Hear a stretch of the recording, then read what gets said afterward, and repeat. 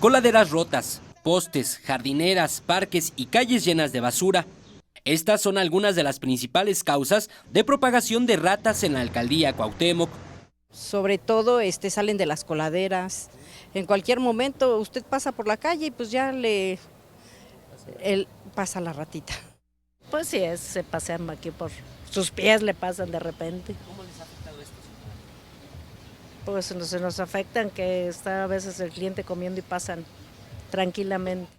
El problema se ha agravado, sobre todo porque a decir de los habitantes de esta demarcación, los roedores son factor de propagación de enfermedades. Pues mire, hay en primera, digamos, hay enfermedades que supuestamente ni siquiera se han descubierto que son por medio de ratas, ¿sí? Sobre todo ha muerto mucho indigente que come cosas de la calle y todo eso. Incluso, amas de casa aseguran que tienen que implementar acciones para evitar que las ratas se metan a las casas.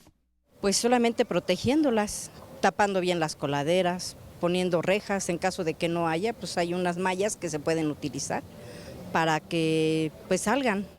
Por lo anterior, la alcaldía Cuauhtémoc puso en marcha un programa de desratatización, que consiste en colocar veneno en coladeras, calles y jardines para exterminar a los roedores. Una acción que, según los lugareños, tardó en implementarse. Es un detalle que no se ha tomado en cuenta. ¿Y por qué apenas hasta ahora? Digo, si hay un montón de ratas. Digo. Sin embargo, a decir de las autoridades de la demarcación, todavía hay tiempo de evitar que las ratas continúen afectando la salud de todos los habitantes, por lo que piden a los ciudadanos contribuir con las acciones que se implementarán al no tirar basura y mucho menos residuos de alimentos en la vía pública.